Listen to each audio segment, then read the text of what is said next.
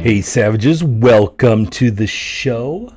Let's do a little business before we get started here today. We have up first our oldest and one of my favorite sponsors, Viking Coffee.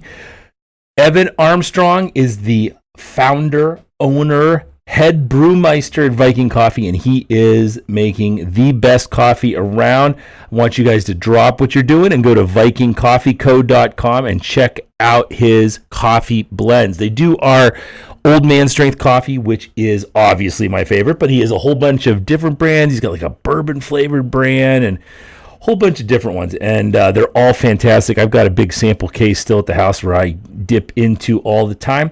Use the code VikingCoffee10 at checkout. Store-bought coffee is bullshit. Quit being a jerk and buy some Viking coffee.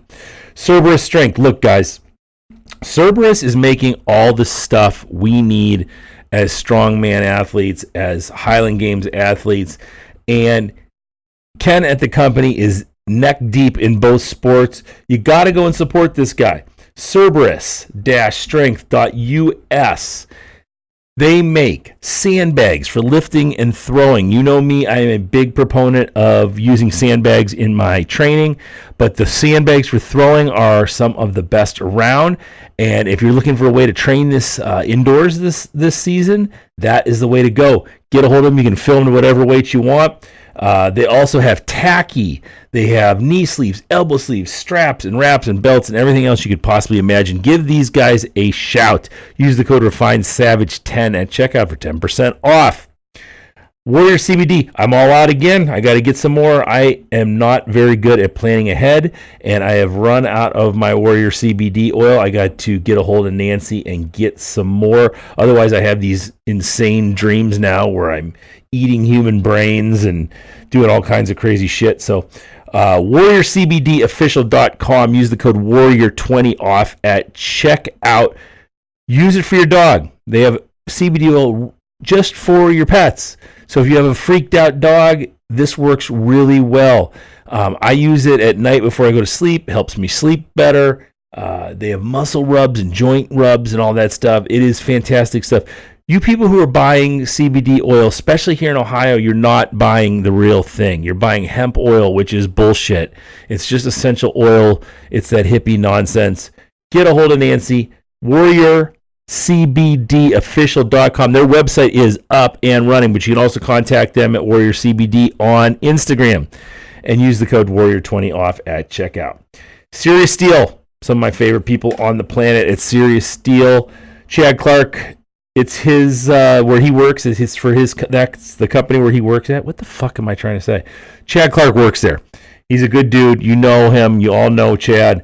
He wouldn't steer you wrong. Serious Steel is the place to go if you are outfitting any kind of training facility, whether it's your garage up to a college setting. They have everything you need: plates, weights. They have these awesome stone sleeves, which are my favorite thing that they have.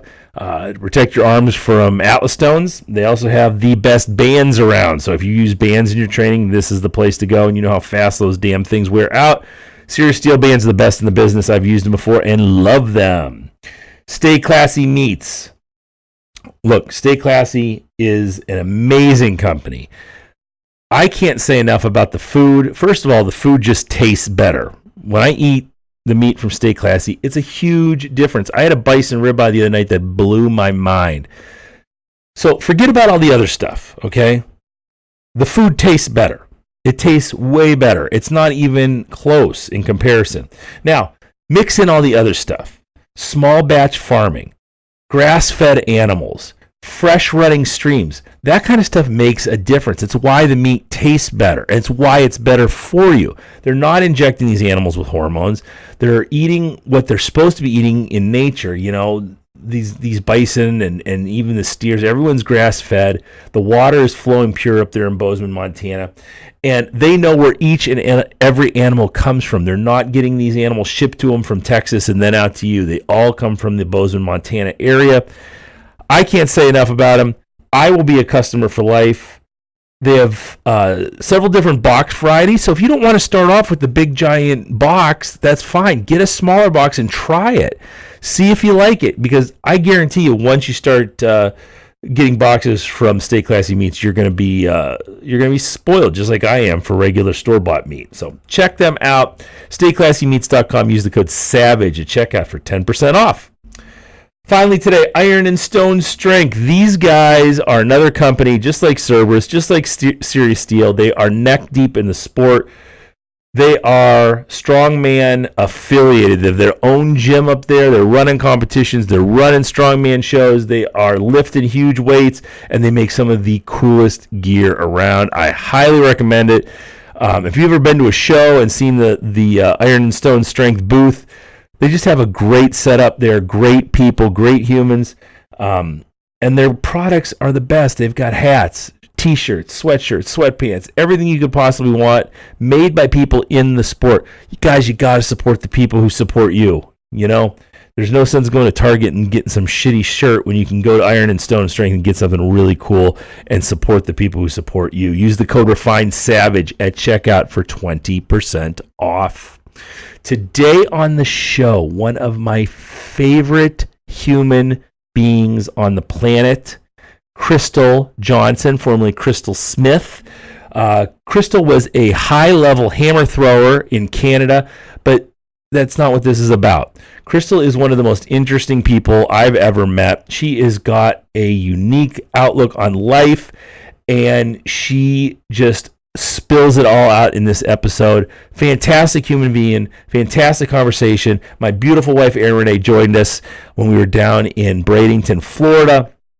And it was just a great conversation. I think you guys are really going to like it. We went on forever, and it was a great show. So I want you to sit back, enjoy the episode, and hey, I'll see you at the end. Good evening. Welcome to the show, guys. Hey, what do you know about Viking Coffee? Viking Coffee is the beverage of choice around Blind Dog Gym, around the Refined Savage Studios. We are drinking it constantly. It is fantastic. It will blow your roof off. Very strong, some blends. Some blends are a little bit more mild, but always very tasty. Way better than store-bought coffee. Quit buying Folgers, you dum-dums. Get a hold of Evan Armstrong and Viking Coffee. VikingCoffeeCo.com. Use the code VikingCoffee10 at checkout. Warrior CBD. CBD oil has become my favorite thing for sleep and relaxation. What we get here in some of these states that have outlawed marijuana, THC, whatever you want to say, these backwards redneck bullshit states that I live in, you still see these like hemp oil places, hemp oil sections and hemp oil. It's bullshit. It doesn't make any sense. It's not real. Don't buy that shit. Don't skimp on this stuff. I tell you, if you get the real stuff, it will change the way you live. WarriorCBDofficial.com. Get a hold of them. Their website is up and running, and they are shipping right out of Colorado. WarriorCBDofficial.com. Use the code WARRIOR20 off at checkout. You won't be disappointed. SeriousSteel.com. Serious Steel is the way to go if you are outfitting anything. I will not buy equipment from anyone else but Serious Steel anymore. It's just stupid. There's no reason to throw your money at these huge international corporations that could give a shit about you unless you're a CrossFit Games athlete. Fuck them bitches. Go to SeriousSteel.com. They have everything you could want there. I'm telling you, they've got it all. Check them out. Bars, plates, straps, wraps, anything you need. SeriousSteel.com. Use the code SAVAGE at checkout for 10% off. Speaking of strength and strength equipment, Cerberus-strength.us wants you Highland Game motherfuckers to get on the ball and start ordering your shit from them. Where are you getting your stuff from? Fucking Mark Bell out in California? How many cables has he turned in his life, motherfuckers? Go to Cerberus. Cerberus-strength.us. They have everything you could possibly need, from knee sleeves, wrist wraps, elbow sleeves, tacky. They've got straps, they've got belts, they've got smelling salts. Anything you clowns need to get stronger, Cerberus has it, and they are just waiting for for you to pick it up. So check them out, cerberusstrength.us. This time I feel ganged up on a little bit. We are in Bradenton, Florida with my wife, Erin Renee, and Crystal Johnson. What's happening? Not a whole lot. I'm excited that you guys are back. Yeah, it hasn't been that long. It was April when we were down here before. Yeah. So we usually go just a few months in between vacations down here. So eventually, this will be it. We'll be down here for good. I'm looking forward to it. Yeah, me too. Winters are better than Ohio. Yeah, just slightly. 8 months of cold is disgusting. Yeah. You know how that is. You're Canadian. Yes. Yeah, I don't miss it. I miss it in November, the end of November and December. Yes. And that's like it. Once Christmas is done, yeah, I'm done with it. Yeah, I had. It's funny because when we were training, every winter we would go do a training camp anyway. So we would go, especially when we were in Kamloops training with Dr. B, we would take 4 or 5 weeks and go to Arizona in January. Yeah. And then you come back and you're like, oh, winter's, pretty much over. It's, it's ending soon, but, that reprieve made it all that much better. So I eased into the losing of winter. I'm fine with it now. Yeah, I can't wait for that to happen. It's just ridiculous. The people who have no desire, I want to see the seasons, and I'm so over that. I have no desire to see seasons anymore. That's what Instagram's for. Right. You can send me pictures. You can always visit, right? So you can travel and visit winter and then go back home and not have to sit through it for months and months and months. Yeah. Walk outside, have to put full, sweatshirt and jacket and boots on, just let your dog go to the bathroom. It's ridiculous, Well, I think about it with kids too, with little kids all the time, like how it used to be such a pain in the ass to get places, right? Or to warm up your car, yeah. Or honestly, like even lifting, like so you would get fully dressed to go to the gym, and then you get there, and it would take so long for my body to feel warm. Oh yeah, like I turned into such. Have your girls seen snow? They have. Have they? Yeah, they have. So Brooklyn, we moved when she was about 3.5. Ruby, I don't know if she has actually. I don't know if Ruby's seen snow. Yeah. That'll be fun first time. Yeah. They have no concept of like how to dress for the weather. Right, yeah. They think everything's cold if it's not I've hot. never seen a picture of them that they weren't in shorts or a bathing suit. Oh, you know what? They dress all the time in long sleeves and pants. All the time. Really? Yeah. Really? Yeah, all the time because they're in air conditioning. So like we leave the house the other day and I'm like, we drop Kib at work and then they're like, I'm like, okay, we're going to go to a park. We're out and about. Like, let's go to a park. Well, I've got long sleeves and pants on. I go, we live in Florida. Right. So. You know the dangers. You know the risks. Next time, make a better clothing choice. Like, she's got long sleeves on. It's like 91 degrees out. Yeah. Did you catch the out and about that she just said? She's very Canadian. Did I say it? Out and about. Oh, see, it's because we're talking about Canada. It usually only comes out if That's the first time I caught it.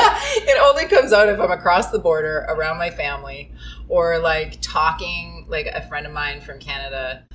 He was down here, and when he's around, it's like pops back out again. It's like full on. Or if I'm telling a story, like if I'm telling a story about when I grew up, or a story that is like very much related to my roots, then I really fall into it, and it's like it's so weird. Start talking like the guys from Strange Brew. Yeah, something like that. Yeah, no. Letterkenny. What'd you guys do for the 4th?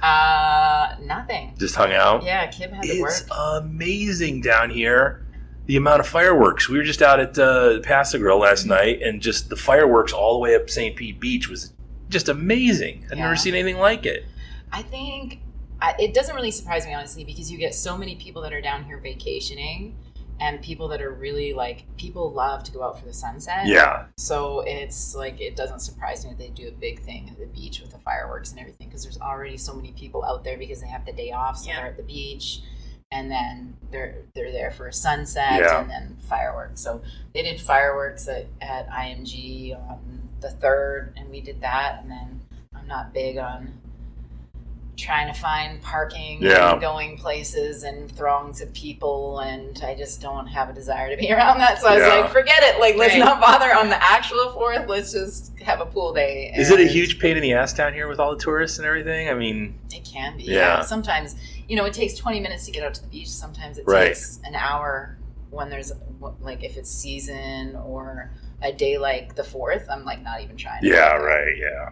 Like, why? I'll just Much go traffic, today, right. and it'll take me 15 Well, minutes. so we're looking at traveling out here, and I'm like, oh, it's only like 20 miles from where we were at. Then I looked at the Like an MapQuest thing. He said, oh, it's like 50 minutes. I was like, oh, shit, we better start moving. Yeah, it can be. It can be brutal. And then you've got all the Easterners, like the New Yorkers and the New Jerseyans, Yeah. who drive like batshit crazy. Right. And then you've got like all of these people that are like 100 Right. Yeah. that are driving. Well, and you have people from the Caribbean who are living up here, too, who drive like maniacs. And it's if you've ever been in the Bahamas or Quite a something. mix. it's interesting. It was a little terrifying when I first moved here. Like, actually, very terrifying. Okay, let's talk about this real quick. This stuff is awesome. So, I am a water, coffee, and rum guy. So I haven't had something like this in a while. So this is Ketone Up Unicorn Slam. Yeah, you're drinking Unicorn Slam. But it's like a strawberry. I don't know how I feel about that. Tell me about this, because you're all psyched about it. I know she went to, would you go, like a seminar a couple weeks ago or something? You were all psyched. Yeah, so our company, they do 2 large national events a year. And at them, there's a number of reasons why they do them, but at them we do like a Keto Academy. So it's like the largest ketone conference in the world. And they bring in all these incredible scientists and whatever else. And then they do like this whole personal development side of it afterwards, right? And which honestly has changed my life. Why has it changed your life? Yeah, so, okay, because I don't know, okay, as an athlete, you kind of just learn to be an athlete from your coach. You learn, by putting in the work. You learn by just years of practice and commitment. Now, like, that's all well and good, but you're usually conforming to some other kind of system, which I don't think there's anything wrong with that. Like, there's systems, like if you're with the right coach, there's some systems that have been proven and tested. And I don't recall there being like a whole lot of, like, there's personal development in that, but not in the same way. And so when I started going to these, like the very first event I ever went to with our company, they had this guy there. He works with Tony Robbins. He's been Tony Robbins' right-hand guy for 25 years. Brilliant guy. And he did like this guided meditation, and it blew my mind. Yeah. And so I had this moment of kind of self-realization that I have some stories that I tell myself. And I think as an athlete, we don't give attention to that because we're like, I don't have time for this shit. I need to like put in the work and keep grinding and do this to get where I want to go. But like, there's only like, it's like that. There's these little stories, these background things that if you don't have any conscious awareness about, they can really hold you back from that. And so I had a lot of that happening, and I didn't know. Yeah. And so with every one of these events that I went to, one, I've seen the change on the ketone, on the research side of it, right? Because the first, events we were going to, they were talking about, mostly the scientists were talking about ketogenic diet because that's all the research they had at that point, because ketones are relatively new on the research front, right? The first exogenous ketones developed were, the company's 3.5 years old. Yeah, so they haven't been around long. No. Yeah. No, not exogenously. Right. But so what's been interesting is on the research side to see people going, like scientists, which the scientists that are there are not, paid by the company. They're there to report on the research. And so they're there and they're reporting about the keto diet shows this, the keto diet shows that, and what their area of, study and expertise is. And that was kind of the theme. And at this last one, what was really cool is now research on exogenous ketones, you're seeing, and scientists, right, they're usually so just, flat, like to see them like get really excited, like is not that common. But you could see the excitement and the curiosity in their minds about where this was going to go on the exogenous ketone side of it, because now they're starting to see the research results of that. Right. And so, our community that is at these events, like the events are designed to put you in a state of joy, right? Because you learn better when you're engaged and you're happy, right? And so there's a lot of that energy, right? And scientists are usually like pretty factual about things. And so it's funny, like there was always this kind of like mismatch of the scientists on stage, and they're being greeted with so much exuberance and cheering, and they're like, I've never gone to a conference. No one's ever cheered me before. Where people are like giving me this much love and just support and celebrating, right? Because scientists are typically pretty skeptical, right? Sure. They're skeptical, and they have to be in order to suss out the truth. And so it's been interesting to watch the evolution on that side of things. And then on the personal development side of things, how that program is delivered at each event is quite similar. But every time I go to it, I'm not the same. Sure. Right? And so I uncover a different layer of who I am, right? And so that part of it is what has been life-changing to me. It's like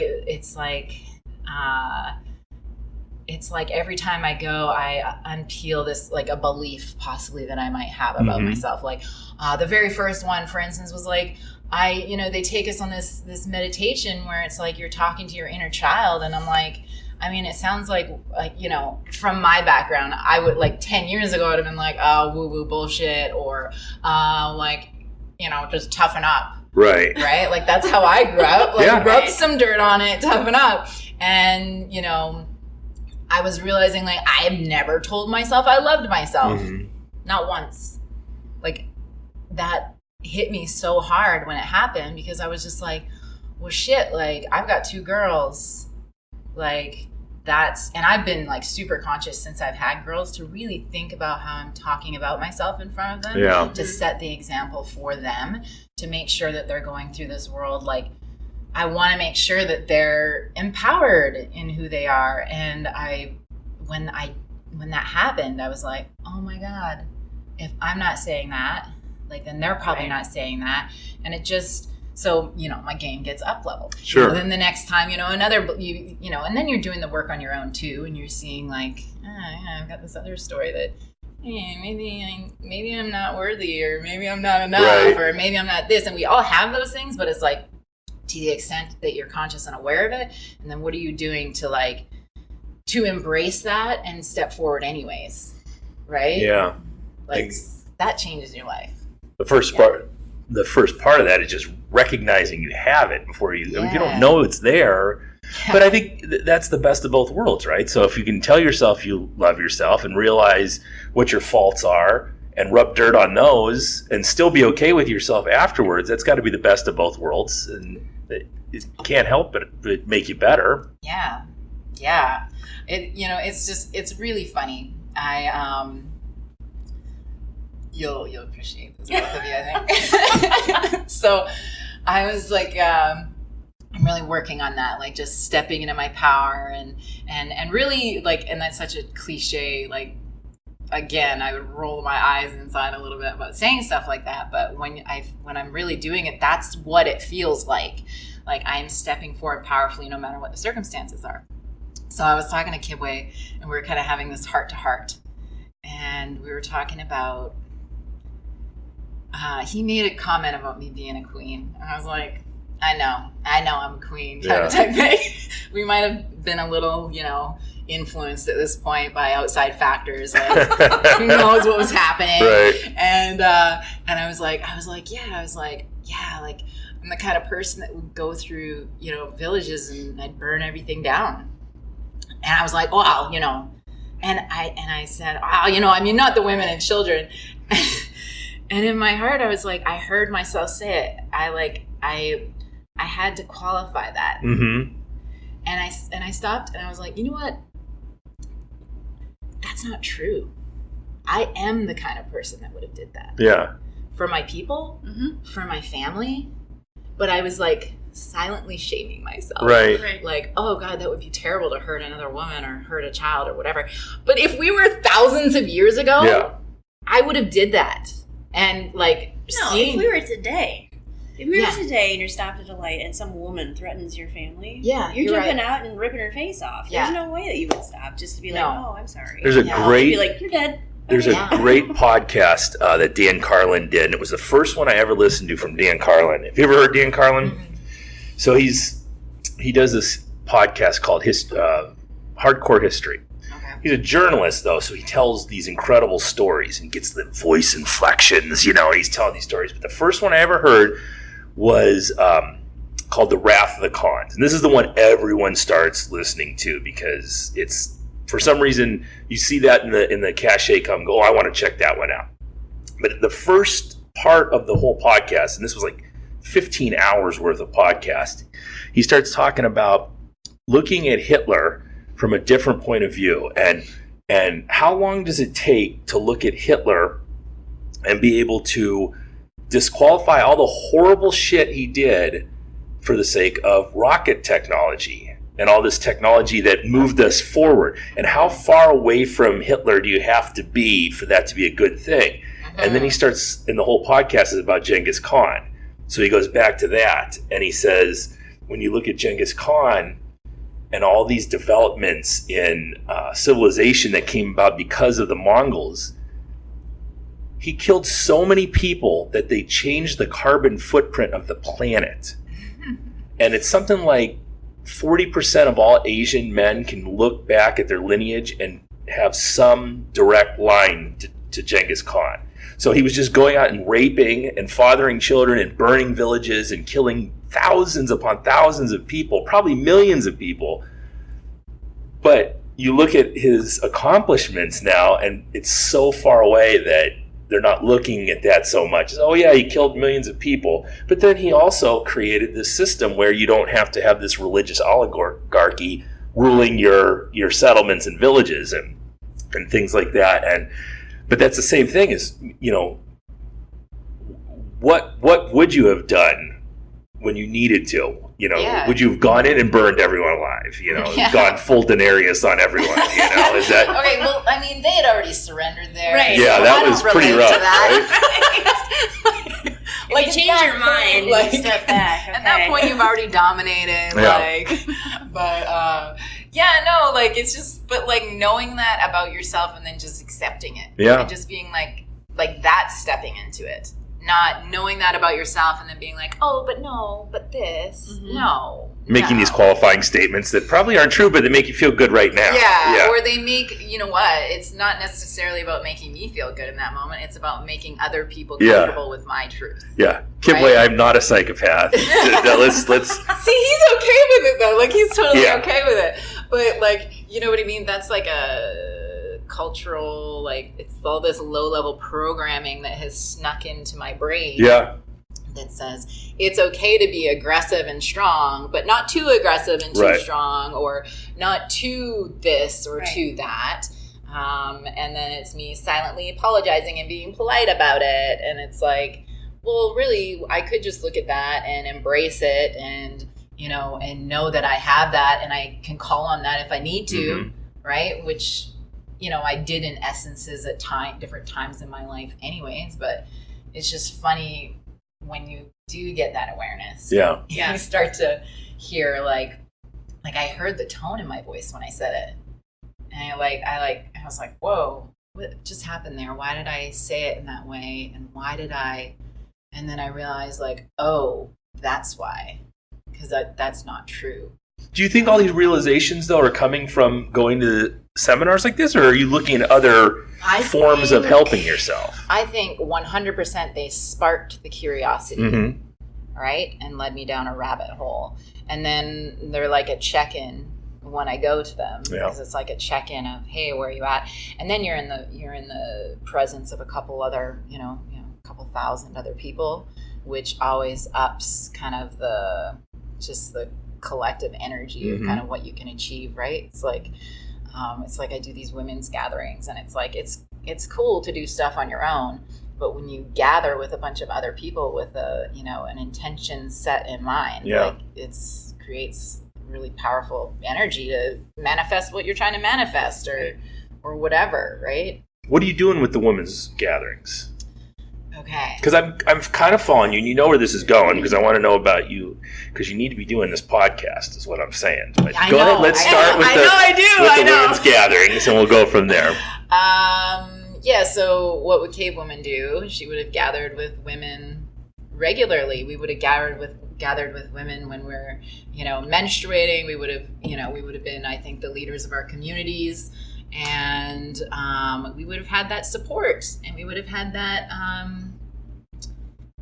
just that sisterhood, right? And I don't have a lot of that. I was in kind of a male, like not necessarily male-dominated sport, but definitely masculine. You were a power athlete. Masculine energy, right? Like, which I lived in for years, right? And like, thinking about it, masculine, feminine energy, like what am I doing on the other side of it, right? And I do writing and I do whatever, but as a mom, like I don't have a lot of mom friends, and I'm looking out at the other gatherings out there, and it's like there's these goddess ceremonies and there's like whatever, and like that just doesn't feel like me. So I was like, I'm just gonna make my own.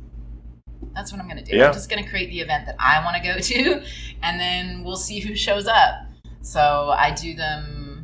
And honestly, like the reason I started doing them was a couple reasons. One, I was really longing for sisterhood.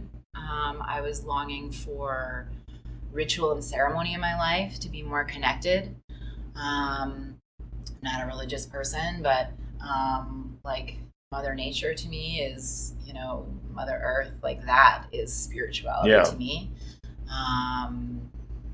And this whole conscious thing, right? Like that's about spirituality, about being connected to me and not just my ego, like the me that's behind my ego that I haven't seen for however many years.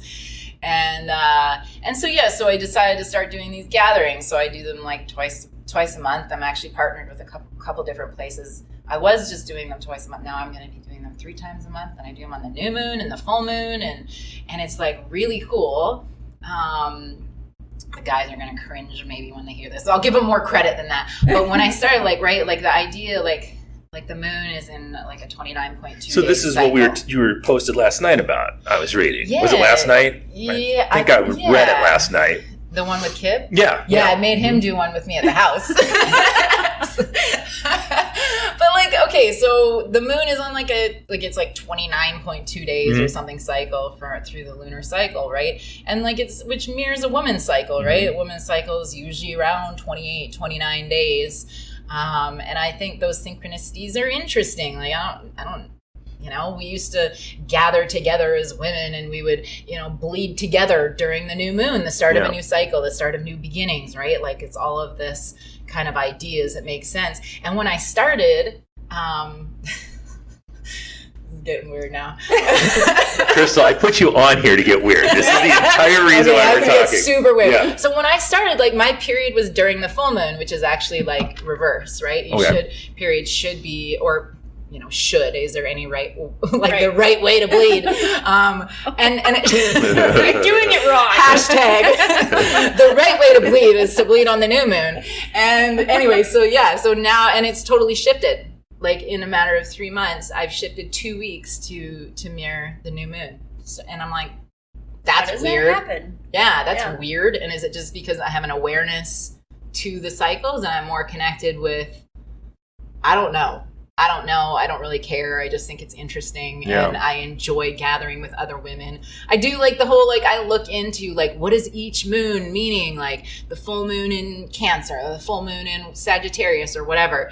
And it's interesting because, I don't, really think about, the astrology and Pisces is in such and such and all this crap. But at the same time, it's really interesting reading what people are kind of finding, and you pick out what seems to be kind of true for you. And for me, I just like getting together with other women. But just listening to you talk, you're qualifying right now that you don't do I'm not crazy. I like this stuff, but I'm not crazy as you think I am. So, but I think But I do not follow the constellations. Like, I just don't. I'm like, yeah, the moon. But you may end up. I might get deeper into this. Yeah, I might. And like, to me, like that stuff's really interesting because, like, it's all reflected. You know, the shit. Like, I remember going to. You've been to DC? Yeah. And like the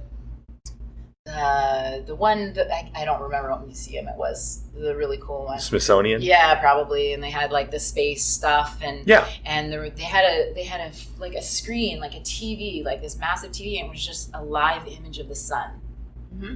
And that was the most interesting thing to me. Yeah, right. Like, I just stared at it and watched like the solar flares come off it. The solar flares that are probably bigger than, you know, the distance between us and Mars, right? And I'm like watching it, and I was mesmerized. I was like, the same shit that makes that up makes us up. Yep. Yeah. Like, blow your mind. Yeah, like, I'm just like, fuck. Like, does anybody else think this is as cool as me?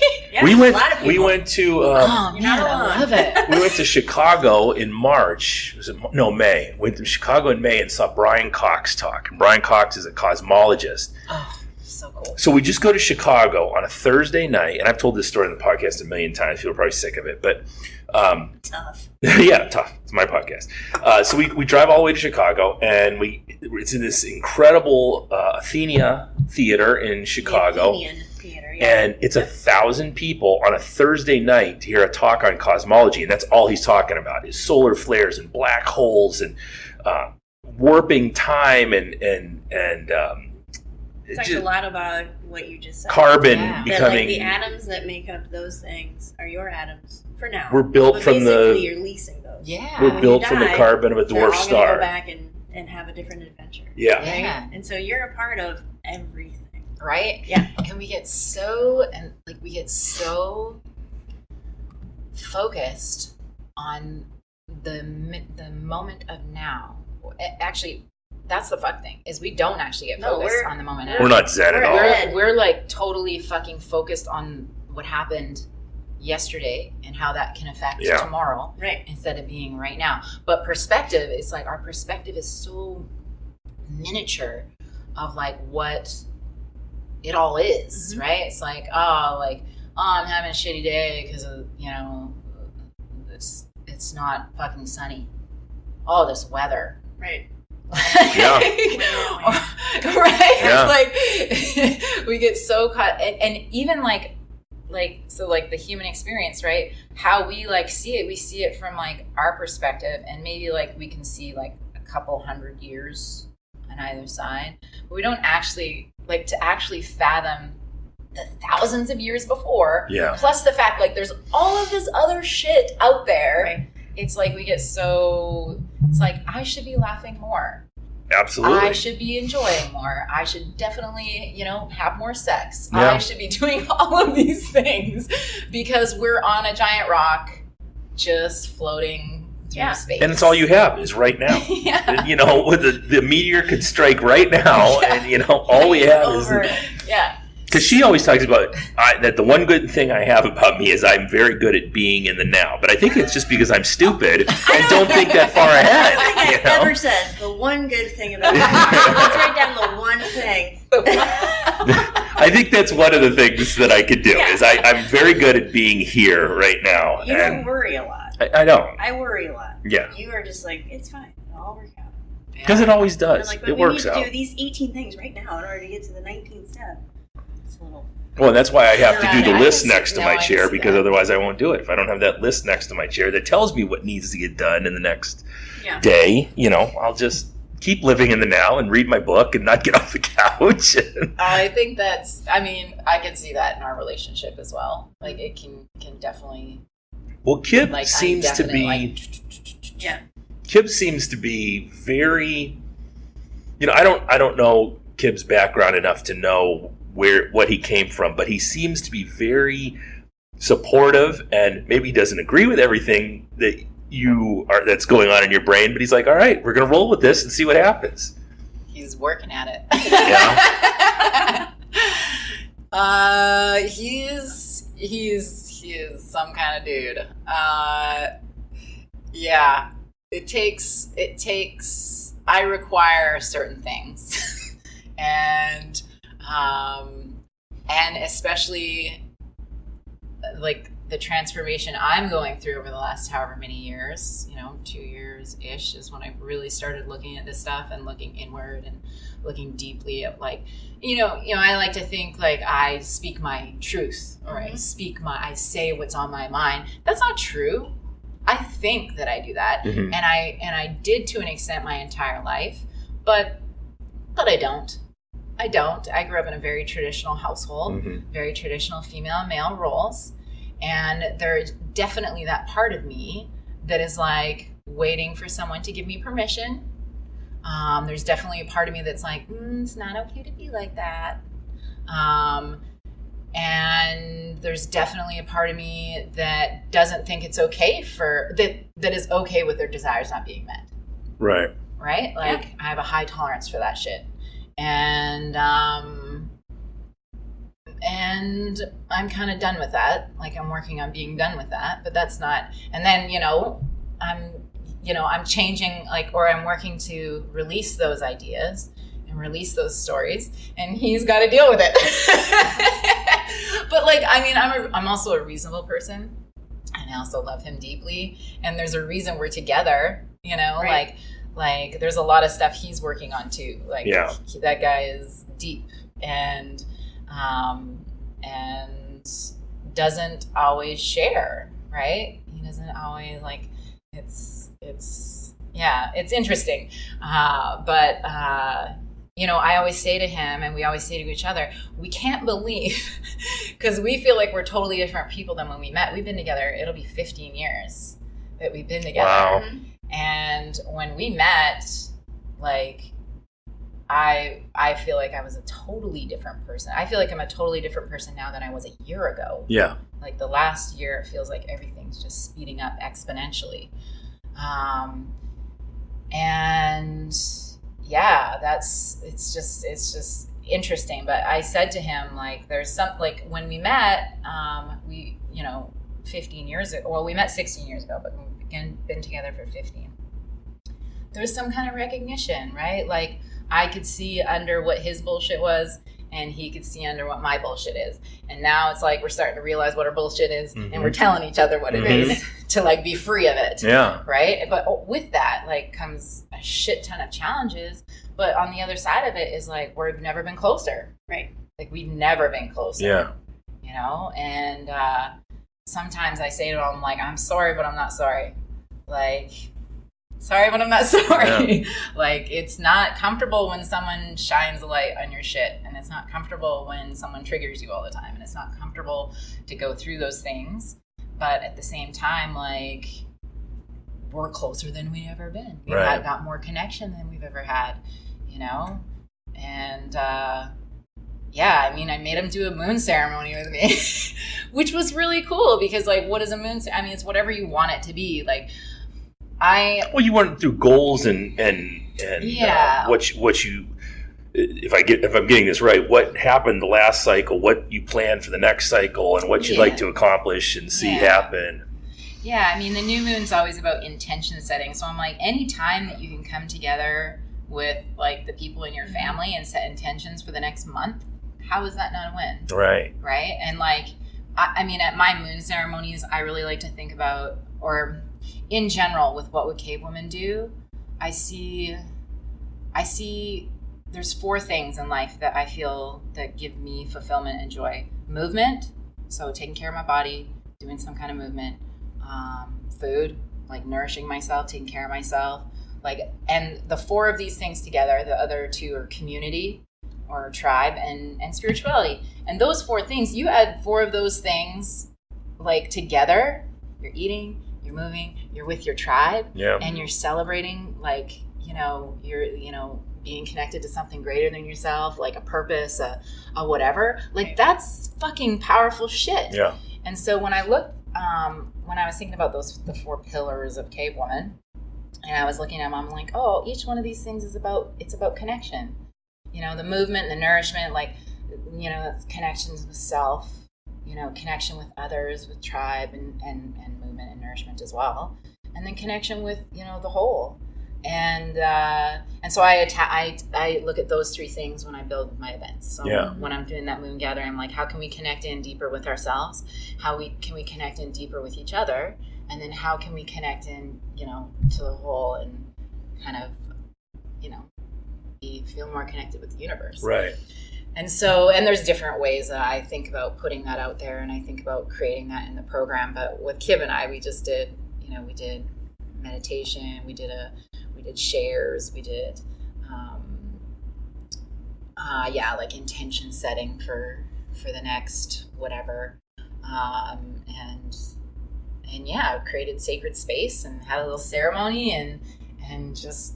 Yeah, it was really nice. Well, we've talked about it lots of times about how, and again, we're talking about this, and we always make these little qualifications. Well, I know this sounds crazy, but but I think, and we've talked about this, me and Aaron, a lot of times, how we have these cell phones and computers and TVs now, and we have instant information, but what we've lost is a connection to the spiritual world and nature and things that are going around us. And Aaron has talked about it being almost like we're blinded to a lot of things because of all these distractions going on. So, I think we need to get more to that, being connected with our tribe and being connected with our family. And I'm the guy who's always preaching against tribe mentality as opposed to a tribe, I don't care about politics. I don't care about sports teams. I don't care about religious affiliations. But the 3 or 4 people around me and the people, like Kibwe and I are in that League of Extraordinary Gentlemen text message thread, and I put those people in there because I fucking love them. These are these people that I draw inspiration from. They're the people that would have been on the battlefield. Exactly. Next to me in the phalanx, shield. And I picked those people out and got them together because I want to touch base with them every day and say, hey, you staying hard, motherfucker? Are you getting out and doing something? What's going on? And, but if you can pick those tribes and have that mentality where we're all together and we're working towards maybe different purposes, but they're all the same vibe. We're all trying to get that same motion going. Yeah. And I think we need more of that in this world, and less conversations where we never look up from our cell phone, even though someone's talking to us right next to us. That's the kind of shit that drives me nuts. Yeah. I when I was thinking about this whole, like, the 4 pillars and how it's really about connection, what the thing that I kind of would see across all of those, like, what things that create disconnection are inventions. Like, there's inventions throughout time that have created massive disconnects. Yes. Right? So it's like, if we're looking, like, more recently, a disconnect would be a phone. Mm-hmm. If we're looking back thousands upon thousands of years ago, language would have been the invention. Yeah. Like, we existed without language. What did we do? You best believe we were connected as fuck. Mm-hmm. We were like looking at each other when we talked. We were probably touching each other. We might have been telepathic, right? I believe that. I believe that. Shamans that can. We've only had language for 10,000 years, and we're 300,000 years old. Okay, so I've been listening for a long time. I'm going to talk. So, well, if you're going to talk, get closer to that microphone because your voice is too. So I think that there are very easy ways to do this, to find the 4 pillars, right? Yeah. And I think that those are the mainstream ways that people default. Mm-hmm. So you default to your religion, you default to your community, which oftentimes is found in the church. Mm-hmm. You default to self, but it's not probably the healthiest way to connect with yourself. Yeah. Right? So I don't know if you're looking at going out to dinner with friends all the time, or drinking, or whatever you're doing to find that connection with others, and taking that food to connect with yourself. So I think that there are ways that are mainstream you can do this, but it's the easy way, and I don't think it's the right way. Mm-hmm. Right? So what you're doing is really, really hard work, but it's really good work. Yeah. Right? So you're finding new ways to connect with yourself on a deeper level, that you're busting through walls. And I think that when we talk about this kind of stuff, it's very similar. I don't know if we're kind of on the same trajectory, the same path. It sounds like it for sure. So listening to you talk about you and Kibwe and the things that you've transformed in your relationship over the last 15 years, we've talked so many times about, like, when I met you, you were this grumpy, just not happy person, very in tune with I'm still Red Foreman. I'm very Red Foreman still, but not as bad. You were not who you were. You were very grumpy, very fat. Very fat. You were not the healthiest. but your competitive drive was different. Yeah. Now you're competing more in a healthy manner, I think, than you were then. And you're so much healthier now.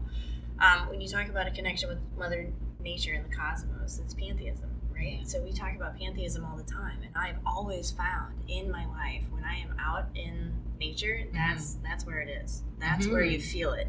You can watch trees breathe if you step back and just watch the wind move through them. I mean, your lungs look exactly like trees. And so when the wind moves, the trees are breathing. So be a part of it, right? You know what I think about when I hear you talking about that? I wanted to write this blog and I haven't written it because I haven't articulated it properly enough to really get out what I'm trying to get out. But we're in a cosmic kiss with a tree, right? Mm-hmm. Like we see ourselves as separate from the tree, but it's back and forth. Absolutely. It's like our exhale is their inhale. Exactly. Our inhale is their exhale. We keep each other alive. We're literally in this this dance, and yet most people just see us so separate. Mm-hmm. I'm like, man, how do I articulate that? How do I write about that so that somebody that might never think about that? Because really, one of the biggest reasons I write is just this intense need to be understood. I'm like, oh man, one, I want to understand myself. But two, I really want I really want to get out what's in here. Yeah. And I talk to Kibwe all the time, and I'm like, does anybody else feel this? Does anybody else feel this? I'm in my car listening to a song, and I'm screaming. Is anybody else out there feeling what I'm feeling right now? Because I feel it might blow me apart. Right? How do I channel that? Right? And so when I write, that is the thing. Right. That I'm okay, how can I want to take this, and the coach in me, right? I'm I want someone else to understand this idea. Yeah. So how do I teach them this idea? Okay, I have to articulate it well. I have to say it in this way. I have to, whatever. I mean, I'm sure some people still don't get it, and that's okay too. They'll get it. Yeah, but if you reach the 20%, right? Yeah. Every now and then, almost regularly, one person reaches out and they're like, "Thank you, that really means." And I'm like, "Fuck, validation." Okay, but see, here we go. So that's all great, and I used to do a blog, and exactly, nobody read it, right?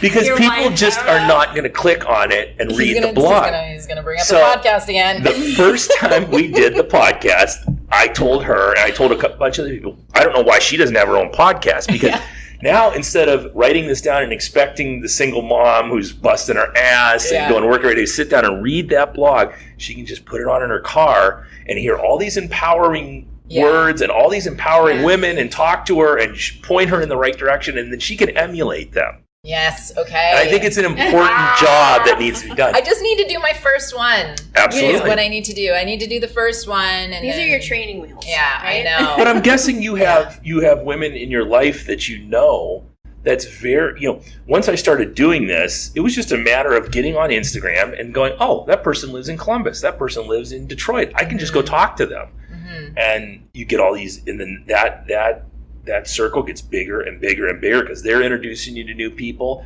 And then I have numbers in this phone now for people that it's amazing that, I can text them and ask questions and you just get them on the show, and then people really start to dig it and they'll listen and get motivated themselves. For you and what you're doing with the blog, you don't even need to have a guest. No, absolutely not. You could make the call. Yep. Does anybody else feel this? And I wouldn't have a guest every time. I just talk. Start talking to you. Yep. Yeah. Well, I mean, I'm talking to myself already, so I might as well put a mic on it. I think I'm the funniest person I know. So that's a good start.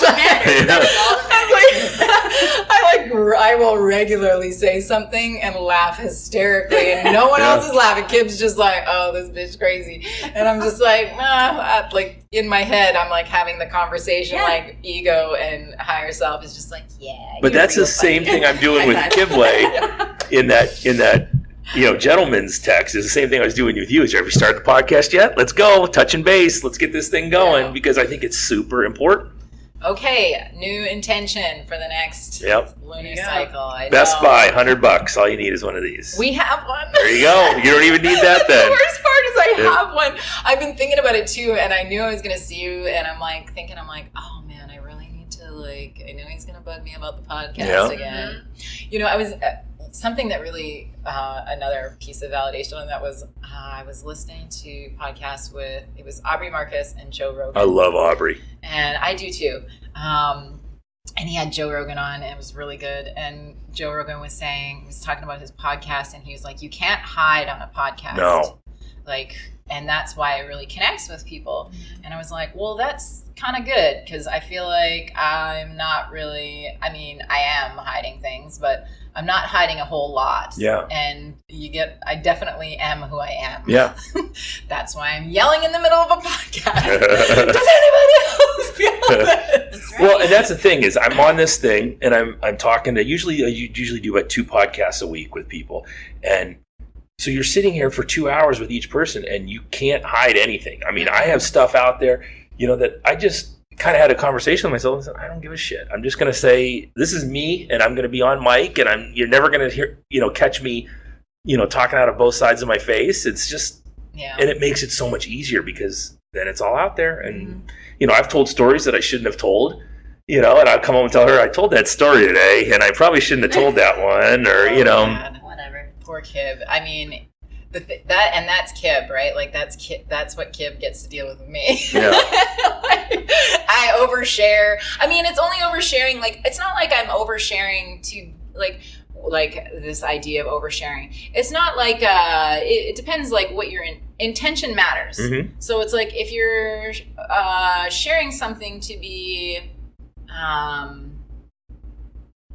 I don't know what the word is, to be to create an effect, right? Mm-hmm.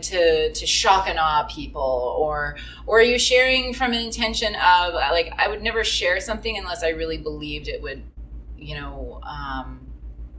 positively impact the person, right? Or help them on their path. Or I don't share stuff that I'm like, oh yeah, I'm sharing this to just because I need to make a post today. Yeah. Right? Yeah. Or just mm-hmm. because this is what other people are talking about, mm-hmm. so I should talk about it. It's if I'm sharing something, I'm sharing it because I feel it. I feel it and I want to express it, and I think it matters for somebody out there. Yeah. Right? I don't know who it is, but somebody.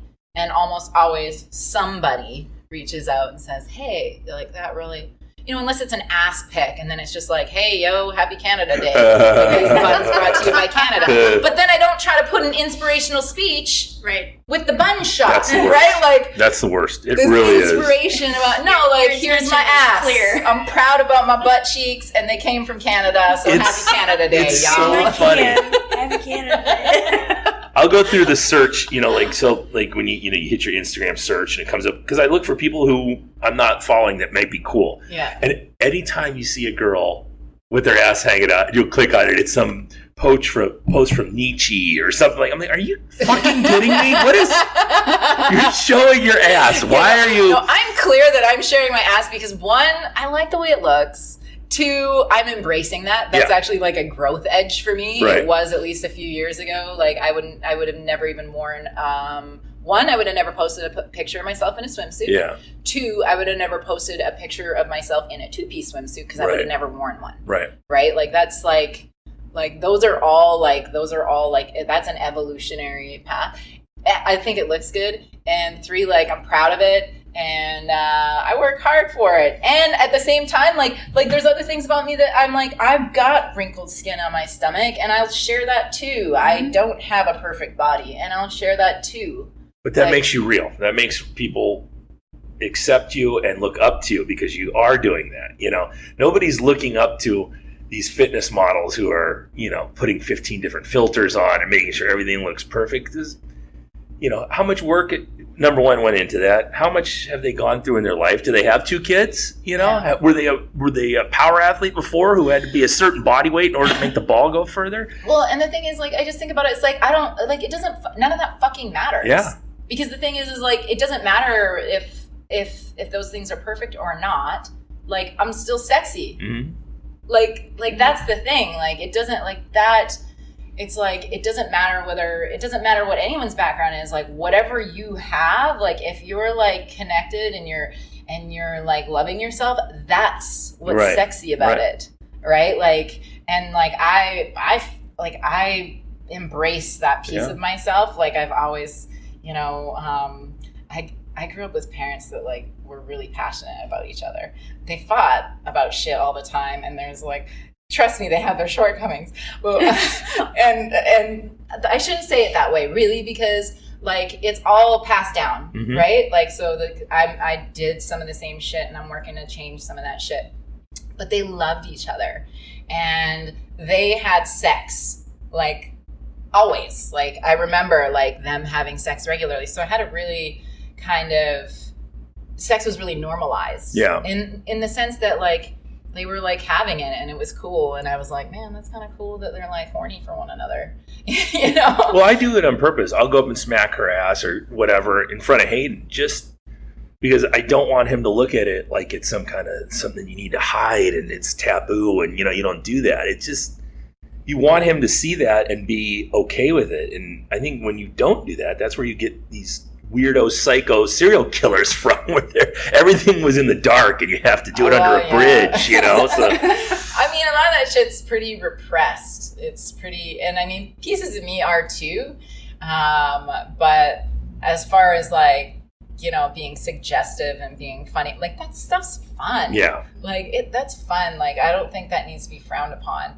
And I think people should just embrace that more. Actually, I am reading a book right now, and the title of the book is Pussy. I love the way you said pussy. Pussy. I thought I would like get close to the mic. Right, you get real good right up on top of it. Pussy. Yeah. Anyway, it's really interesting to me because, right, we like usually use that word as like a term, like a negative term, right? Or to call somebody a pussy, or to like, it's not a good thing.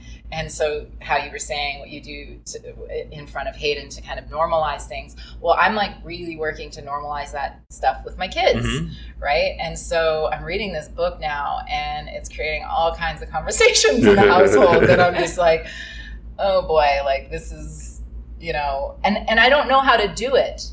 Because I never, like, my mom didn't talk to me about that. Nothing like that, you know? And really it's about reclaiming your pleasure, right? Not like taking pleasure in all things, right? Taking pleasure in a conversation, taking pleasure, like self-pleasure, yeah, for sure. But like taking pleasure in all of these things and reclaiming that word, because our pussies used to be celebrated. Most ancient artifacts that are found aren't of cocks, right? They're of pussies, yeah, right? You know, like I can't remember the name of the one little statue where it's like she's opening it up. There's a lot of them like that, right? Yeah, to like celebrate creation, right? Yeah, there's a lot of maternal, references to pregnant statues. I can't remember what they were. They were these little chubby ladies with stocky legs. Yeah, and the one I'm thinking of is like it's just like a pussy on this woman, and like that's what they would worship. So anyways, it's just kind of interesting. So it's creating all of these interesting conversations in our household with my girls that I probably never would have had if I hadn't read this book and thought about it in that way, right? Like my daughter looks at it and she's like, pussy? And I'm like, no, it's pussy. And this is going to be the podcast with the most times pussy's been on it ever. Winning. I'm just hoping people search the hashtag. And so you're not bleeding right. You're going to write it 2 hashtags. So my daughter reads the title and she's like, what's that? Because I don't use that word. Right. And I don't use it. And she, I'm like, well, like, you know, it's your, I pointed her privates, which is what we usually call it. I'm like, that's your pussy. And she's like, oh, well, that's kind of funny. And you know, she's kind of cracking up. I'm like, but I have to tell her, like, you can't say that at school because that's considered a bad word. Right. Why is like, and that's a word for like her genitals, Yeah. right? The fucking seat of all creation is a bad word. Right. Like, that's kind of fucked up when you think about it. Yeah, and it's the most recognizable of all the words to use for it, but we're not allowed to use it. You know? And it has a reaction. I had a bit of a reaction, like, There's a visceral, like, well, and think of it a different way now I'm too. owning it more. Yeah. If when I was in high school, football coaches routinely called you pussies. Yeah. But if they ever referred to a pussy as a pussy, then they would have been in big trouble. So you can say it in different ways. I probably can't now at all. Why are there two connotations for the same term like that? You know, like if you call someone a vagina because they're not doing the work you think that they should be doing, that seems ridiculous. But isn't it funny that... Yeah. And isn't it funny that that's what it's used for? Like... Right. That's what I mean. Yeah, why would you associate... I'm confused because, like, I, like, literally push two humans out of my pussy. And if you just, like, kind of graze me, I'm in serious pain. Like so we'll just, you know. At home without any like... You did it at home? Yeah. Get out of here. Yeah, we had both our kids naturally at home. Would you like have a midwife? Yeah. Yeah. You are a cave woman. A total cave woman. Straight up. Yeah. Well, you know, here's the thing. One, most women, there's a lot of fear around birth. Sure. Because it's high risk, right? Like it's a high emotional risk. Yeah. Right? It's like... Well, people die. People do. However, having a baby at home, the statistics are actually better. Are they? Yeah, because if you think about an animal, so like for instance, cats, when cats are going to have their babies, they go into a dark, safe place. Did you give birth under the sink in a big box? No, I didn't. Okay. I didn't. The cupboard was just making sure. They measured it. It didn't work. No, but like they'll give birth and like animals will usually go somewhere safe and dark, and if their safety gets compromised, the birth will stop. They will stop, like instinctually, their body just knows like I need to stop and I need to get somewhere safe, and they'll go somewhere. They'll move, and even if a cat has started to have her litter, then she'll move and finish somewhere else. And like that's true for most animals. Like they and often we'll have them in at night. But birth is really treated like a pathology versus physiology, right? Now there are risks, like and you do have to, but like if it's in Canada, midwifery is part of the healthcare. If you are low risk, and it's the statistics for you having your baby at home are way safer than having medical intervention in the hospital, because they're treating it as a pathology. And so often things, you know, it's like, oh, well, judging by your contractions here, and you're not going fast enough, so we got to add this. Yeah. And the doctor is about to, you know, in the States, right, you've got medical is quite a bit different. And so it's like, oh, the doctor's, like, the increase of C-section at 5 p.m. and at 10 p.m., like, in the States, is, like, crazy. Because that's when doctors either want to go home for the night or they're off their shift. Yeah, right. So they're cutting you open to have your baby. And no one teaches women this. Yeah. Right? Like no one, like we've given our power away on a lot of that. Where really birth can be the most empowering spiritual experience of your life. Like, and again, we did how many? 280,000, 290,000, well, more than that. We've done almost our entire existence naturally giving birth to children. Now in the last 100 years have we really started putting it in a hospital setting. Yeah, it's pretty, and the first, so women used to give birth in a squatted position or hands and knees, like that's a more comfortable position. When women started giving birth on their back, it was when a king wanted to see his baby being born. So they forced her on her back so that he could watch the baby being born. And now that's how a lot of babies are delivered, because it's easier for the doctor to see. That's the worst position to birth in. Right. You know, so it's like these little things that it's like, I really encourage moms to like just read a lot of stuff, like empower yourself, like, and midwifery, the midwifery care in Canada is so incredible. Like, you are empowered, you're given all the scientific research on the different things. If you're in this low risk category, you can absolutely birth at home. You know, if you were at the hospital and needed a C-section, it would take however long to get the operating room ready anyways. Yeah. So it's like, if you're at home, they're connected with the OB that's on call. Like, if something happens, they can get you in an ambulance, they get you to the hospital. Like, yeah. And the thing is most of the time that just doesn't happen because it is a safe process. Yeah. Giving birth is a natural process, but it gets really complicated when you start adding hormones to speed things up that is based on a norm, just like anesthesia. Like, it's all based off some norm that you're going to fall into this category. It's going to be the right amount for you, but they don't know how much oxytocin your brain releases to start contractions. So then it's like women are having these contractions that are far too powerful because they're, you know, synthetically created. Yeah. And like, there's this whole thing, like, the States, out of every first world country in the world, has the highest C-section rate. Like, it's convenient. It's And you can make the decision to have a C-section before you even go in. Yeah. To have your baby. Yeah. Which to me blows my mind. Hayden's mother scheduled one. That's how Hayden was born. Oh, yeah. And it's interesting because when you think about informed consent in the medical field, you're supposed to know all your options and then make your decision based on all those options. And I think this is one field where we really don't lay out all the options, you know, where you can have your baby in a tub, you can have your baby at home, you can have your baby with a midwife, you can have your baby wherever. Under the these sink are what the in a big stats box. are. Yeah. and these are the stats around it. You know, like, exactly. You know, based on this research or what we know, these are the outcomes, and make your decision based on But did someone tell you that, or did you go through that yourself and find that stuff out? So again, if you had this podcast, you could empower women to actually do these things. Oh, God, you he's feel so like right. there's a theme? Because the meatheads who are listening to this podcast right now are going, oh, fuck, pussies and bleeding moons and childbirth. No, the pussy conversation went really left. Yes, I took a hard left. The 6 women who now listen to this podcast. Hopefully we'll get some more out of this now. Lenny is really He's off the deep end, yeah. That's what happens when you get me on here. So you asked the question, what... did you do the research yourself, or did someone give you your options? Yeah, or? So I was... Okay, when I got pregnant, I was still training. I was still throwing the hammer. I got pregnant 1 year before the Olympic Games, on the night that I threw my lifetime best. So we celebrated, and we really celebrated. Yeah. And you did a good job.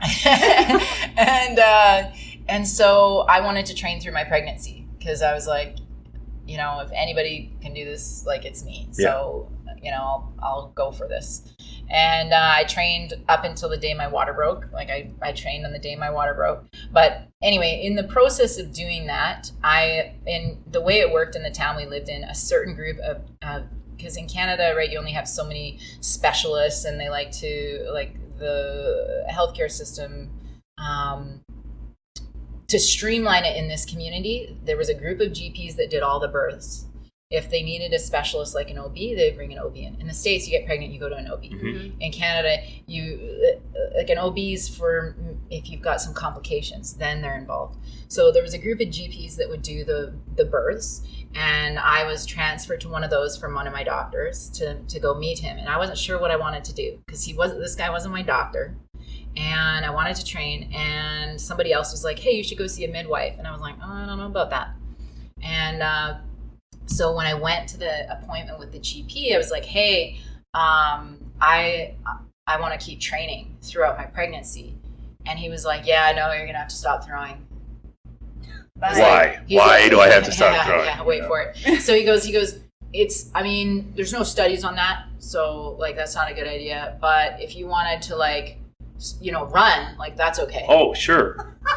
And in my head, I'm like, are you fucking You want to start a new sport. Right. So running, which I never do. Yeah. And have no capacity to do and have no desire to do. You're telling me that that's okay for me to do because there's studies that say it is, right. But you're telling me that I can't hammer throw when I'm pregnant.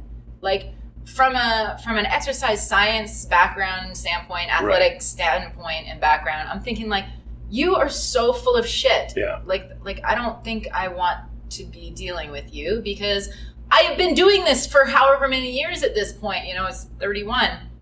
Been doing it since high school, and you're telling me that that's unsafe, but starting a whole new thing, like that just doesn't even make sense. Yeah. You know, and so I went to the I was like, okay, I'll go see the midwife and see what she says. And she was just very pragmatic about it. She's like, hey, like you've been doing it your whole life.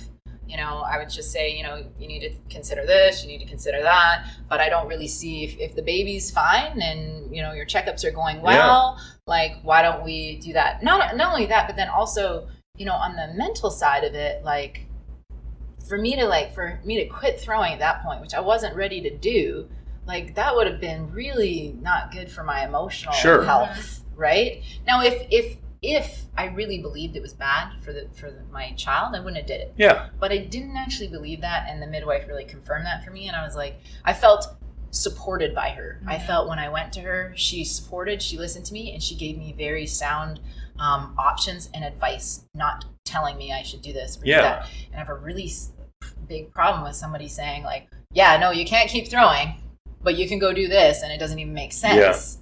And I have no reason to tell you this. It's just... Yeah, there was no consultation. There was no thinking. It was just very mechanical. This is what I learned, so I'm going to just spew it out and not even think about why that's stupid. Right. Right. It is stupid. If you want to start something completely different with a lot of up and down motion. Yeah. Bouncing. Yeah. And I'm in terrible shape for that. Next time. Anyway, it was so that kind of is how I ended up, and then I really started gobbling up information all around that. Yeah. And the other thing is, like, I kind of already decided I would probably do a natural birth because, like, I have a lot of I might not have a lot of, like, or I'm working on having as much confidence in my inner world as I do, like, my physical. Like, I have a lot of confidence in my physical body. Sure. Because it's served me so well in sport. And I just don't believe that women 100 years ago were more capable at having babies. Right. Let alone 1,000 years ago or 2,000 years ago. Like, I can fucking do some pretty crazy shit, you know, physically. You know, I've proven that to myself in the weight room over the years. Of course, I should be able to have a baby without, you know, but I don't think, you know, I would like more women to embrace that about themselves. Like, what is less capable about me now than our species 100 years ago? Yeah. Well, and for so many people in general, it's about getting to the point where you're capable. You know, you have so many people who probably should be under the care of a doctor continuously because they could die at any minute. But I think it's important, and it's one of the things I preach constantly, is you have to make yourself capable, because 1,000 years ago, many of the general population is way more capable than what we are now. But people like us who have trained our whole lives, we're a lot better off than they were, you know. So we need to get more people capable and able to handle things like that, and they just aren't. You know, just walking around our resort today, and I always say this, it's not the women that shock and disturb me, it's the guys who just shirts off, I'm at the beach, and they just have big floppy tits and stomachs, and I'm like, how is this guy still walking around? He's 55 years old and he looks like this, and you know, I'm worried that my cholesterol's too high. But you know, this guy, how is he still walking? He looks horrible. Could die at any minute. And I think that's where we need to be, is just empowering people to become more capable and to push themselves a little bit and I think be healthier. With this topic, I think, you know, you spoke to giving up our power as women, and I feel like that is a universal truth especially when it comes to healthcare. Oh, absolutely, yeah. And I'm not saying women are dumb. It's just that there's not enough information specific to the healthcare of women or specific to birthing a child. You go in, I mean, I've never had a baby, so I don't know what it's about, right? But if I were to become pregnant, I think my first thing would be find all the moms I know and say, tell me everything. Yeah. Tell me everything about this that I need to expect.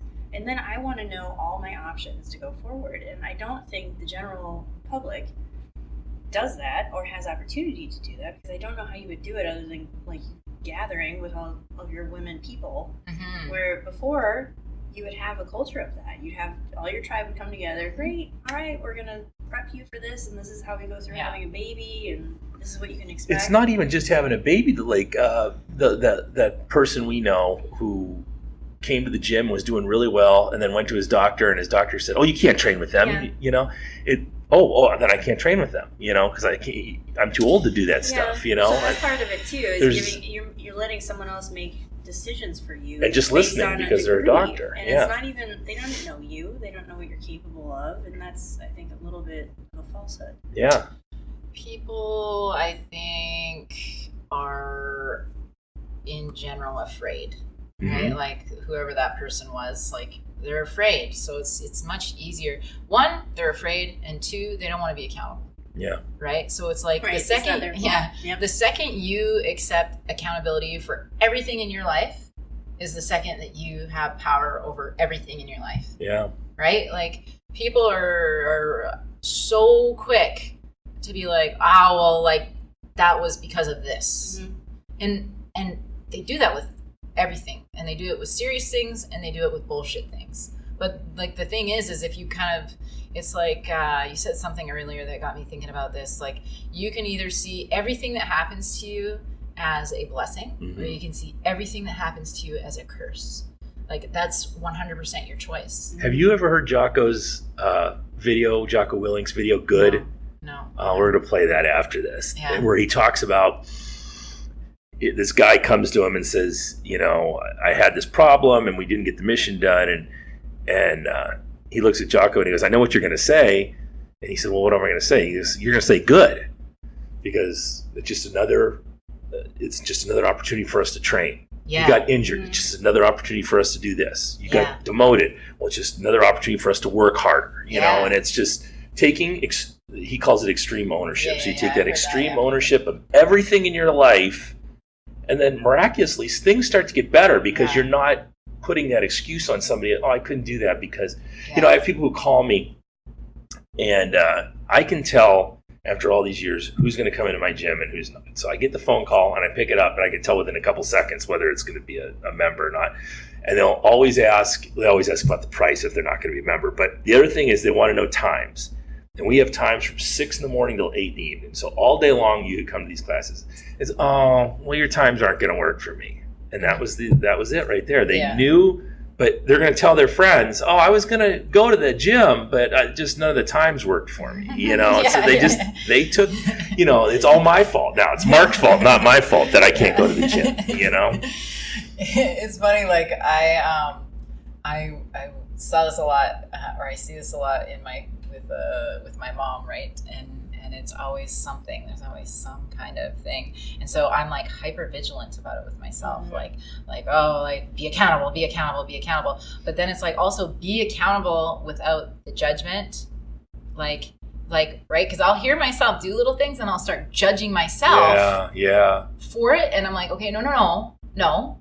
Like own it, and then don't judge yourself about it. Like if I'm gonna do something that I feel is like I'm trying to think of like a good example, but I can't. Like eating apple pie. Oh. I know what I want to look like, and I know that I want to eat apple pie, right? And so I have to own the effect of the apple pie and not judge myself for eating it, because and enjoy it while you are eating it, instead of like sitting shoveling it in shamefully. Like I'm a bad girl, like under the kitchen sink, hiding in my safe place, eating apple pie. Don't look at me. We have talks about that all the time, where she almost will like she's telling me why she's having apple pie, and I'm just like, why don't you just I go to the store and buy it for her. It's like, just if you love apple pie, I'm like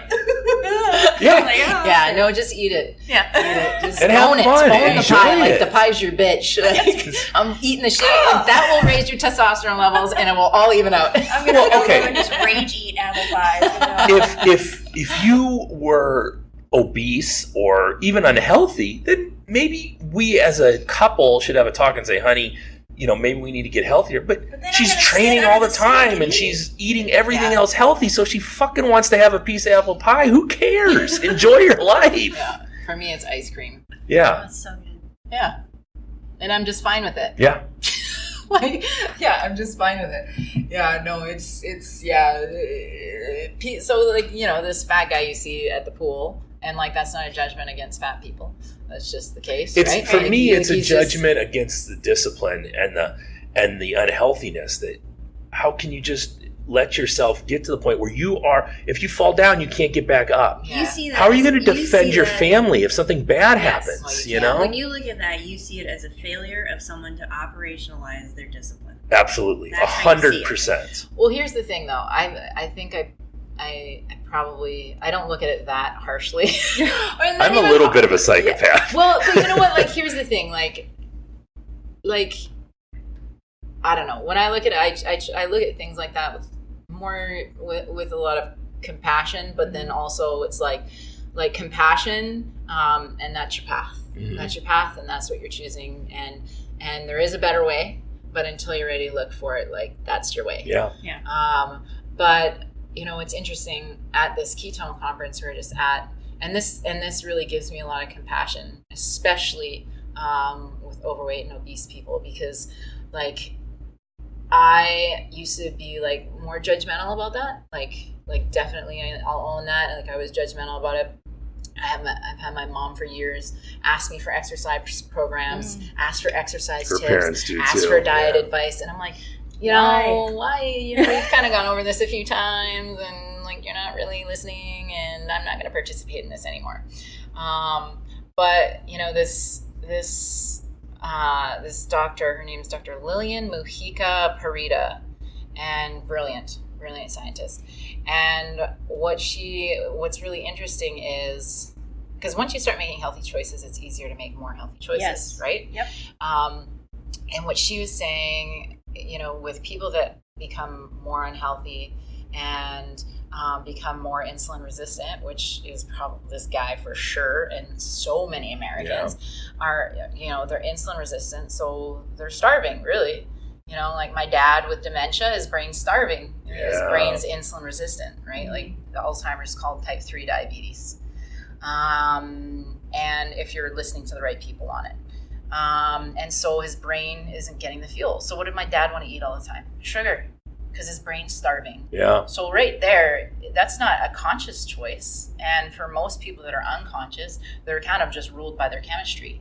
So it's like, he's starving for sugar. My dad's was never an overweight guy. So, you know, to even, you know, think of it in that sense, it's like, oh, he can eat what he wants because he's active and, you know, whatever.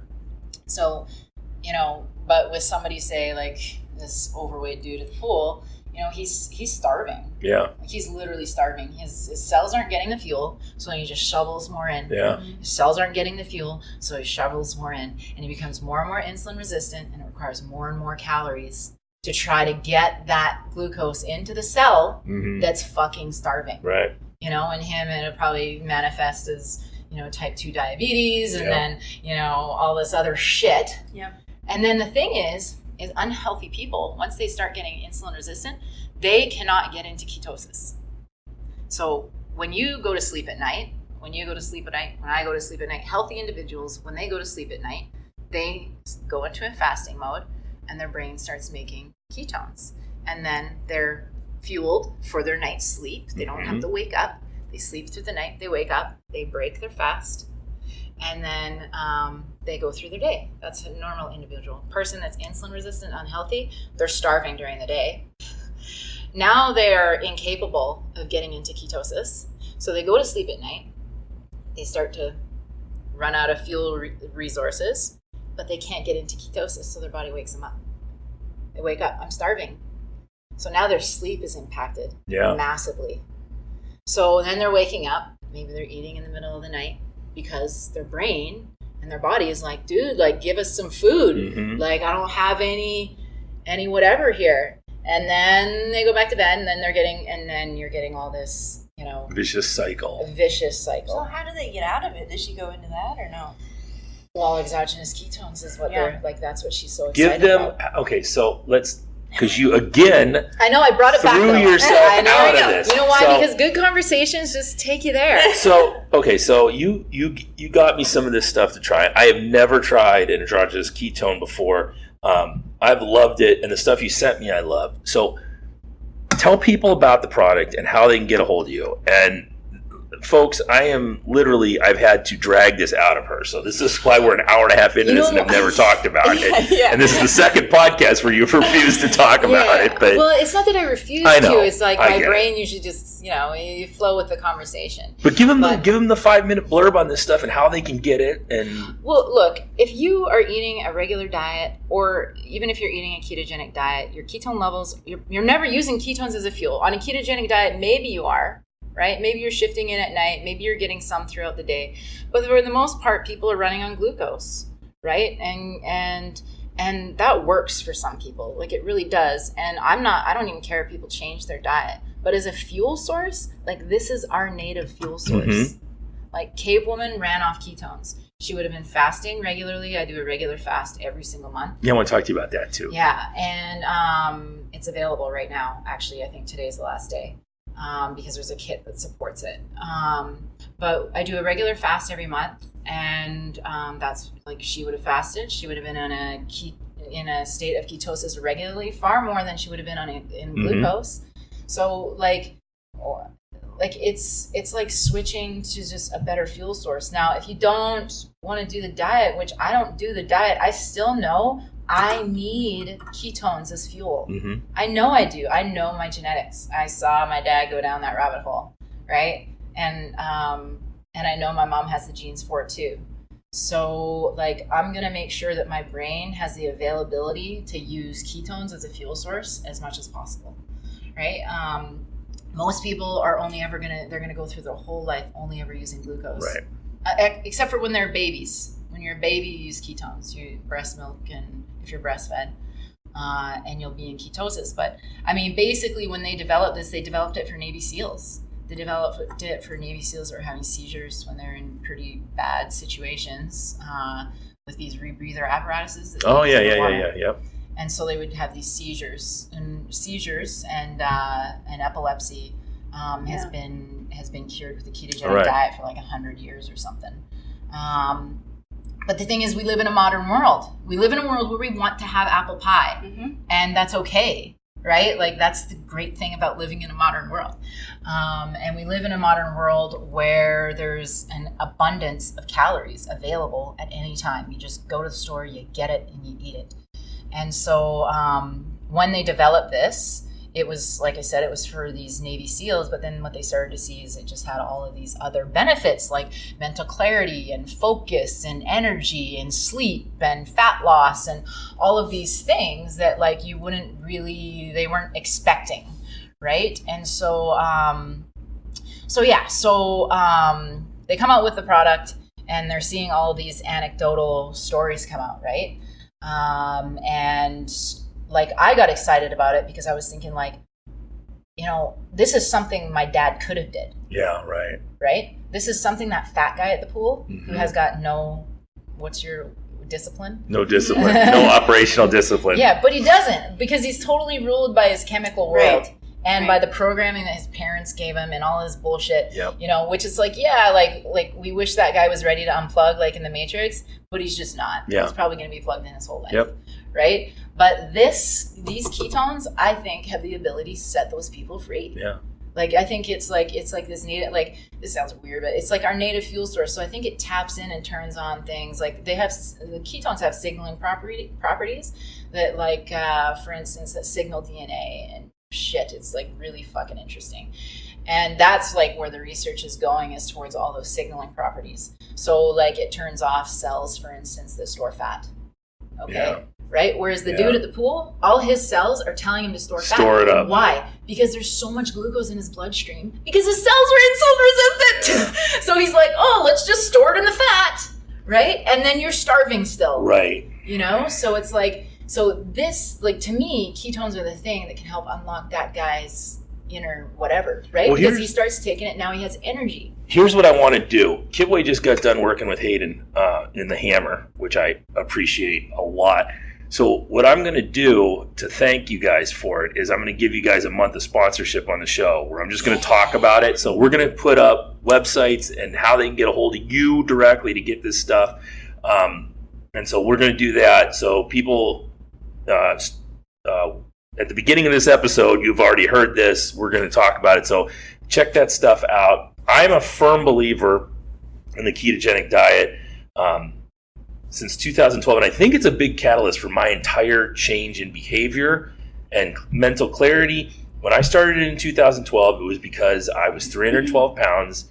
My legs were rotting off. Am I right? Well, they weren't rotting off, They but they were showing signs of venous stasis and Yeah. turning purple, which was concerning for your nurse wife. And people who I throw with will tell, and just like you said, I was grumpy and I was irritable and I just wasn't a happy person. And I have a feeling that all that stuff started to change when my diet started to change. Mm-hmm. Yep. Yep. You started using a different fuel source. I went from 2012 to December 31st, 2018, full keto, and then I'm bouncing back and forth between carnivore for a month or so, and then keto for a month, and then back and forth, and I've never felt better. I'm 214 pounds, so I'm 100 pounds less than when she met me. Mm-hmm. I feel better at 45 years old, and I'm still chasing her around the house. I feel great, and my mental clarity is there, and I'm not as grumpy anymore. So I think it's the way to go. I think people need to, the biggest problem I have with intermittent fasting and keto is that people see it as a buzzword now, but they don't understand how hard it is to get into ketosis. Mm-hmm. And then with the fasting, I've been fasting for 5 years now, and I love it. Yeah. I mean, Yeah, I feel same. so much better Same. after a long fast. I did Strongman Nationals. I did the World Highland Games Championships, all in a fasted state for 24 hours. I did Sean Shoemaker's Strongman show, Yep. completely fasted state, and I felt fantastic through the whole thing.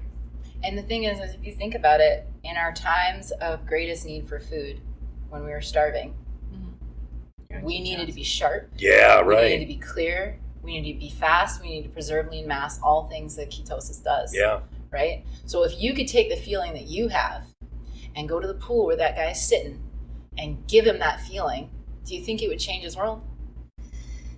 If he believed me, If he felt it though. If he, yeah. Oh here's yeah, the it thing. would change his world entirely. So that's the thing. That's what's so crazy about ketones is like, so you got there and you feel amazing and now you would never want to go back. Yeah. That guy will never feel that way Yeah. because he'll never be able to get through the shit that it's going to take him to get to that state. Yeah. He doesn't have the discipline. He doesn't have the life experience. He doesn't have maybe. Now, if you could give him ketones to drink and say, hey, drink these for 30, 60, 90 days. And if you don't feel amazing, I'm going to give you your money back. Yeah. In 30, 60, 90 days, he's going to sleep for the first time. Yeah. He's going to have mental clarity and focus for the first time. And now Joe Schmo, fat guy at the pool, is like, holy fuck, I feel amazing. Yeah.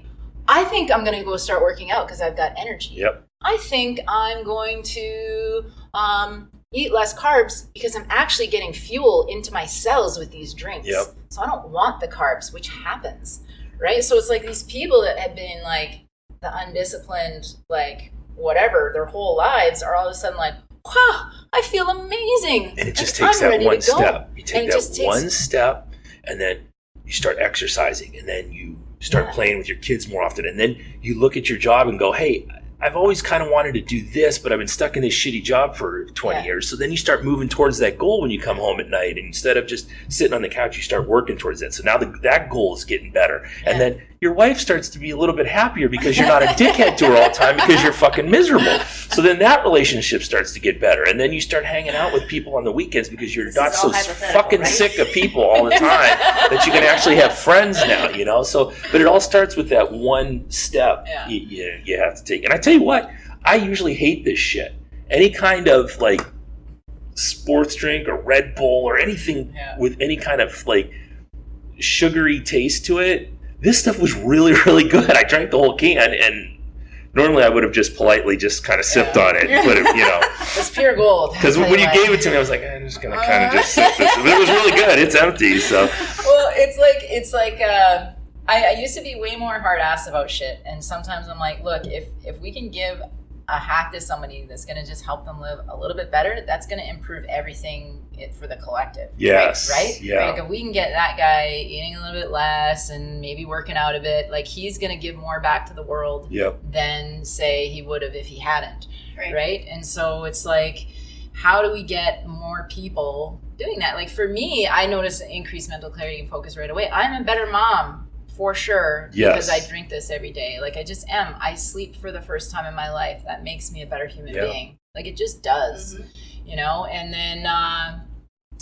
then actually, I sometimes I'm a bit lazier though. if I'm gonna be honest, like I've been way lazier with my workouts, and I just don't get fat anymore. Well, we're about to go down there and just pound it. We're gonna get after it right now. Oh boy, I started training again. Good. You want to know why? Well, yeah, absolutely. That was my next question. What are you doing?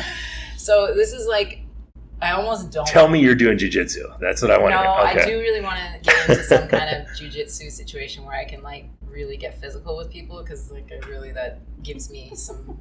I like it. Because you're a queen and you would go through because burn down the village. Yes. So you just Come want to full take circle. it out. I do. Yeah, no, I like it. here. I like it. I do. I like being physical and I like wrestling. What are we doing? What are you going to do? I got. I'm gonna train for. I got recruited by like the best bobsledder of all time. Shut up. To train for 2022. Wow. And so I did some testing, and like I said, I've been pretty slack with my training since last year. And I did some testing, and I smoked some of the stuff without having even trained. Yeah. So like clean 90K. Yeah. Damn. I'm like, I have an Olympic lifted in a couple years. Like I went over 63 feet with an overhead ball throw. Like wow. I did some stuff that I was like, wait a second, like what's going on? Where's 2022? Beijing.